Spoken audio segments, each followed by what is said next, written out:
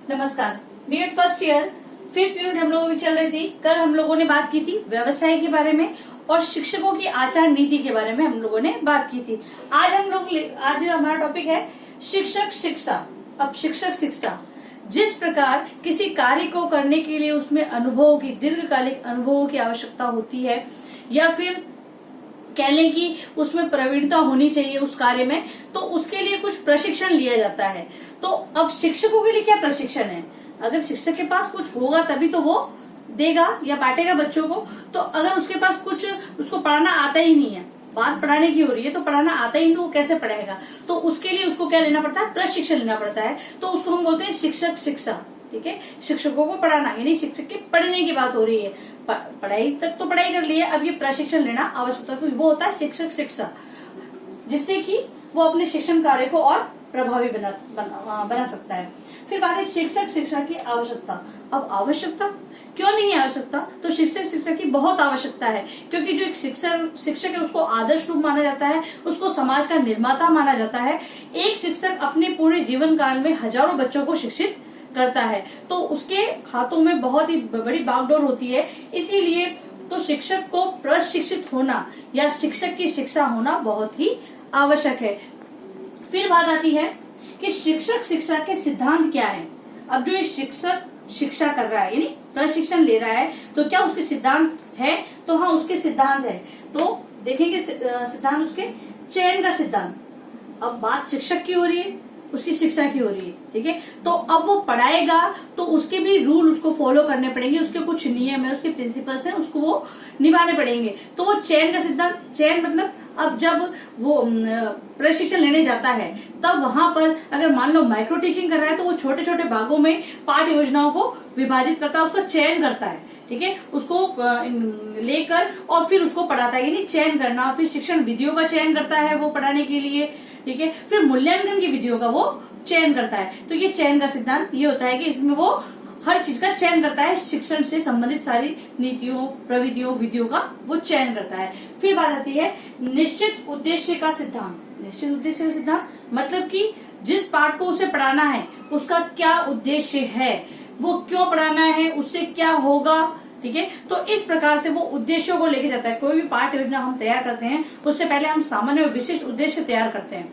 तो वही उद्देश्य, उन उद्देश्यों को वो लेकर जाता है और उसकी प्राप्ति करने की वो कोशिश करता है। तो उद्देश्यों का सिद्धांत है। फिर है विभाजन का सिद्धांत। अब वो क्या करता है, जब पूर्ण तैयारी करता है पाठ योजना की तो उसको अलग अलग शिक्षण बिंदुओं में बांट लेता है उस पाठ योजना को।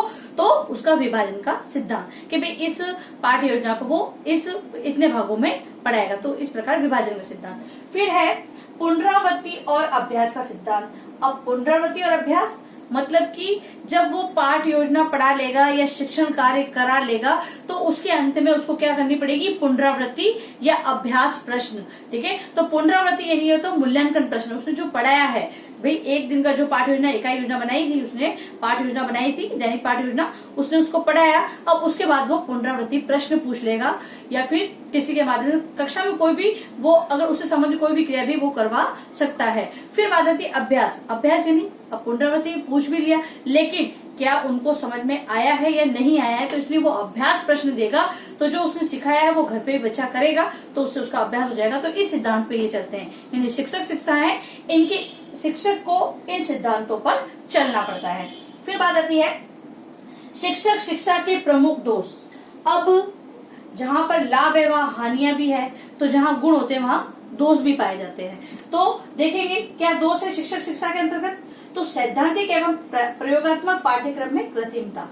अब जो सैद्धांतिक यानी जो थ्योरिकल पेपर है और जो प्रयोगात्मक है उसके अंदर क्या होती है? कृत्रिमता होती है, ठीक है। बनाया तो गया है लेकिन उनको क्या है, उस जिस रूप में बनाया गया है उस रूप में लोग फॉलो नहीं करते हैं। केवल अगर सपोज मान लिया जाए तो कोई भी अगर ये पाठ्यक्रम है, ठीक है, बीएड का भी पाठ्यक्रम मान लो अगर सपोज उदाहरण के लिए बीएड का, तो वो सीखने की कोशिश नहीं करते हैं बच्चे, उसमें सिर्फ एक बनावटीपन होता है, ठीक है, आर्टिफिशियल लगता है वो। तो आर्टिफिशियल नहीं करना, उसको व्यवहार के रूप में लेना होता है। ये दोष आ जाता है, इसलिए इसके शिक्षक शिक्षा के अंतर्गत ये दोष पाया जाता है, तो वो असफल रहते हैं। फिर है अप्रभावी शिक्षण विधियां। अब अप्रभावी शिक्षण विधियां तो जो शिक्षक शिक्षा के अंतर्गत विधियां प्रविधियां जो बताई जाती है, तो क्या वो टीचर वहां पर वो चीजों को फॉलो करते हैं? तो कुछ तो करते हैं, कुछ नहीं करते हैं, तो इसलिए ये दोष पाया जाता है। कभी तो शिक्षण विद्या प्रभावी रहती है, कभी अप्रभावी रहती है, क्योंकि वो सही शिक्षण विधियों का प्रयोग नहीं करते हैं। फिर बात आती है व्यावसायिक अभिवृत्ति के विकास पर कम बल। अब जो ये शिक्षक शिक्षा दी जा रही है, तो उसमें ये नहीं है भाई ठीक है कोई भी बच्चा है तो बीएड करनी है, बीए कर लिया अब बीएड कर लो, है ना। तो लेकिन अगर वो लक्ष्य लेकर चले तो भाई प्राथमिक, माध्यमिक, उच्च माध्यमिक, फिर कॉलेज लेवल, फिर आगे अगर वो लक्ष्य लेकर चलेगा कि हाँ मुझे एक अच्छा शिक्षक बनना है, उस जो मेरी सब्जेक्ट है उसमें मुझे मास्टर करनी है और मैं उस विषय का ज्ञाता बनना चाहता हूँ, तो वो आगे जाके अच्छा पढ़ा पाएगा। अगर उसके अंदर ये एबिलिटी नहीं होगी तो वो अच्छा नहीं पढ़ा पाएगा। तो इसमें ये कि उसको व्यवसाय से नहीं जोड़ेगा। जब तक अगर हम कार्य कब करेंगे जब हमको उसके बदले कुछ मिले। तो अगर व्यवसाय यही होता है, व्यवसाय से जुड़ने के बाद हम पढ़ा देंगे तो हमको कुछ धनराशि प्राप्त होगी। तो व्यवसाय से अगर जोड़ दिया जाएगा तो इसमें बहुत अच्छी प्रभाव पड़ेगा।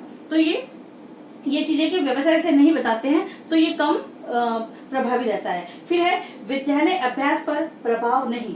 अब विद्यालय अभ्यास जो कि हम लोग अभी इंटर्नशिप पे जाते हैं, बच्चे जाते हैं इंटर्नशिप पे, तो अगर विद्यालय अभ्यास अब क्या कर दिया, पहले तो लेसन प्लान वगैरह होते थे भेज देते थे। आजकल क्या है कि 6 महीने और फर्स्ट ईयर में 1 महीने जो इंटर्नशिप दी जा रही है आप लोगों को, तो इंटर्नशिप के माध्यम से क्या होना चाहिए, पूरा अभ्यास होना चाहिए। बहुत से विद्यालय करवाते भी है हालांकि, लेकिन कुछ बच्चे नहीं करते। तो वो ये कमी आ रही है कि भाई अगर वो अभ्यास ही नहीं करेंगे, पढ़ाना सीखेंगे नहीं तो पढ़ाएंगे कैसे। सरकार ने तो नियम बना दिया कि भाई आपको ये सेकंड ईयर में इतने महीने पढ़ाना है, फर्स्ट ईयर में इतने महीने पढ़ाने हैं, लेकिन अगर वो सही जाकर रोज जाकर पढ़ाई नहीं रहा है तो उसको क्या अभ्यास होगा। तो विद्यालय का अभ्यास नहीं होता है। फिर आती है बात छात्र अध्यापकों की दुर्बल शैक्षिक पृष्ठभूमि। अब दुर्बल शैक्षिक पृष्ठभूमि यानी उसका बैकग्राउंड जो पिछला है, भाई मम्मी पापा पढ़े लिखे नहीं होते हैं तो इस चीज को नहीं समझते हैं वो, तो बच्चा पिछड़ जाता है। तो इस कारण भी बहुत हानि उठानी पड़ती है भाई।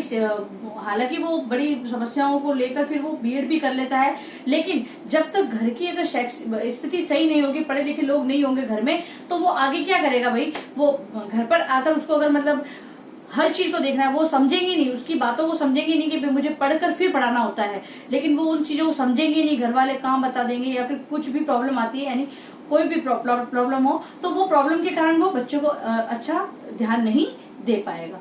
फिर बात है समुचित शिक्षण सुविधाओं का अभाव। भाई सारी बात हो गई, लेकिन जब शिक्षण कराने के लिए समुचित साधन यानी कि जो उचित साधन है, एक शिक्षक है अच्छी ट्रेनिंग भी लेकर आ गया, सारी उसको प्रोजेक्ट पढ़ाना भी आता है, सारी विधियों प्रविधियों को सबका उपयोग भी वो करना चाहता है, लेकिन वहां पर विद्यालय में अगर ये शिक्षण संबंधी जो सामग्री होती है वो उपलब्ध नहीं होगी, साधन उपलब्ध नहीं होंगे, तो क्या वो पढ़ा पाएगा।